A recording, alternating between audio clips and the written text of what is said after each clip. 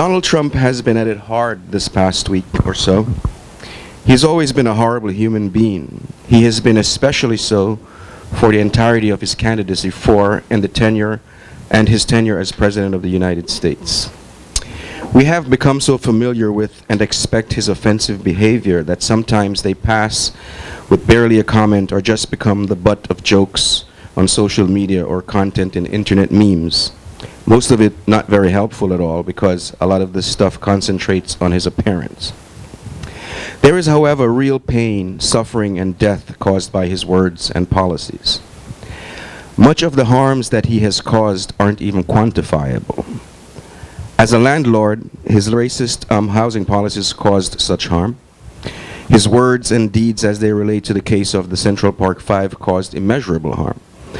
He has doubled down on this issue even after these young men have been vindicated. They were boys when they were persecuted. His sexual assaults against women, both physical and verbal, is disgusting. The trauma caused by such behavior is undoubtedly everlasting in some cases. His administration has continued racist colonial policies against Puerto Rico. He has the blood of many Puerto Ricans on his hands due to his response, or rather non-response, to Hurricane Maria. And he has made vile statements against Puerto Rico's brave resistance to austerity. The junta there was put in place to suck Puerto Rico dry, but repression breeds resistance. Viva Puerto Rico.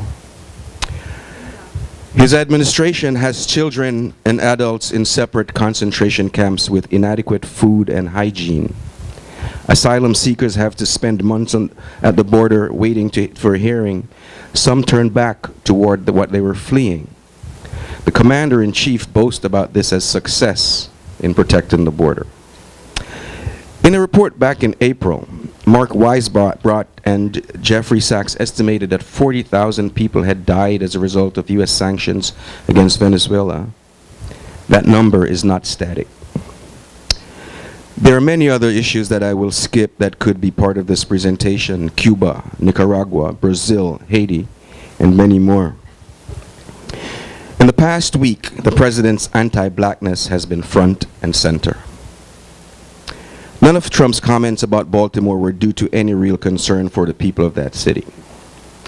In my estimation, Elijah Cummings is not a sympathetic figure, but Trump is using him to attack Baltimore. And by Baltimore, I mean black people. A statement like, "Nobody wants to live there," or descriptions like drug-infested or racist dog whistles. He cannot even hide his contempt for black people when he makes ridiculous claims that he has been good for us. He doesn't seem to have the ability to say black people. He always uses some variation of the African Americans, which come off his tongue in an awkward way. The sentiment of what he says would probably not suffer much if he said Martians or used the N-word. Now, Trump is not completely wrong that Cummings has been an ineffective advocate for Baltimore, but he's not, as Trump claims, a racist with the primary responsibility for the degradation of West Baltimore. U.S. politicians on the national level, especially on the national level, are not usually advocates for the communities that they supposedly represent, but are instead beholden to the ruling class interests that fund their campaigns and provide lucrative jobs when they leave office. Places like Baltimore, Maryland, Flint, Michigan, and Erie, Pennsylvania have all suffered from the flight of capital from once vibrant manufacturing centers that had attracted large populations of black people. In these situations, the poorest people are also lack the means to move somewhere else, so they stay as long as they can. They suffer as blight increases and property values plummet. Trump has heavily influenced the current dragnet that the NYPD has unleashed against young black men here in New York City over getting a few cops wet. The water thrown on the cops did not come from water cannons like the ones the cops used against the civil rights movement or Standing Rock, for example.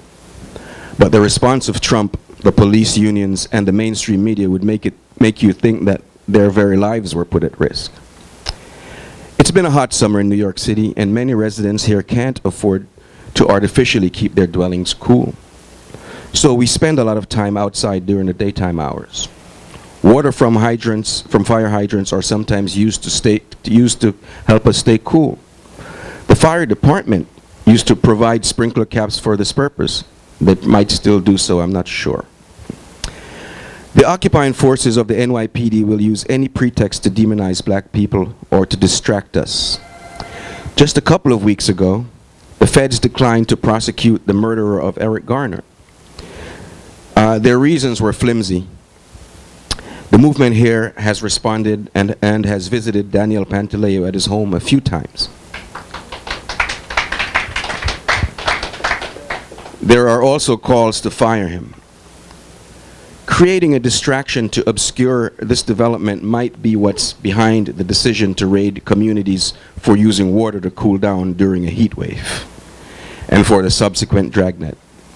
The charges against the youth are also revealing. They are some of the same charges brought against activists when we are in the streets. They are obstructing government conduct, criminal mischief, harassment, and disorderly conduct. These are the default charges that the cops lean on when they don't have a good reason to arrest anyone but want to break up a protest. This is hardly the stuff that should make national news, but the ruling class is just as aware as we are that their system is in trouble. They don't want us to see each other. All charges against these youth are bogus and should be dropped. Killer cops running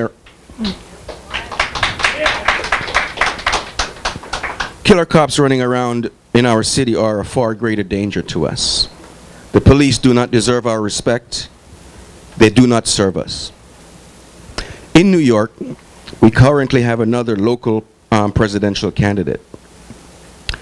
In his famous song, Love Me, I'm a Liberal, Phil Oakes says that liberals are 10 degrees right of center on issues that affect them personally. Bill DeBlasio demonstrated this truth by joining in a demonization demonization of the youth after Trump dissed him. This was actually a better time for him to tell us how he has raised a black son, but he's a spineless liberal. Yes, liberals are a shady bunch indeed. Contrast Trump's condemnation of black people, immigrants, refugees, and women with his tweet, with this tweet of his about the mass shooting at the Garlic Festival. This is the quote. Law enforcement is at the scene of shootings in Gilroy, California. Reports are that the shooter has not been apprehended. Be careful and safe. There seem to be some missing words in this tweet. White supremacists, murderer, terrorists, and maybe some others. In his mind, though, I don't think that white people can do any of these things, can be any of these things. He's a racist. After all, there were fine people on both sides in Charlottesville. His targets are predominantly black and brown populations. His hatred of women being somewhat of an exception, his personal victims have primarily, if not exclusively, been white women. These assaults against segments of our class by Trump come from every direction. Racism continues to be the biggest barrier to unity in the United States, and Trump has tapped into this. It comes naturally to him.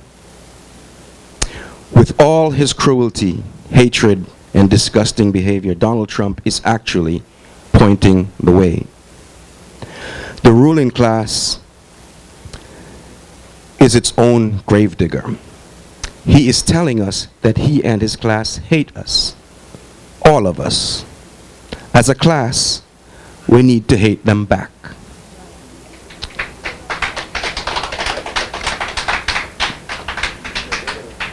More important than this hatred, however, is the flip side of the coin. The flip side of the coin is love and unity within the working class. Concentration camps of migrants and refugees, along with the concentration of so many black and brown people in prisons, is a basis for black and brown unity. The formation of Fight for immigrants and refugees everywhere, and the workers' solidarity Day Coalition are two of our recent endeavors that will be helpful in building unity in this period. We are indeed living in dark times, but it is always darkest before the dawn.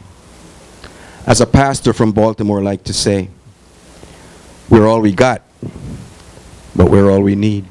Thank you.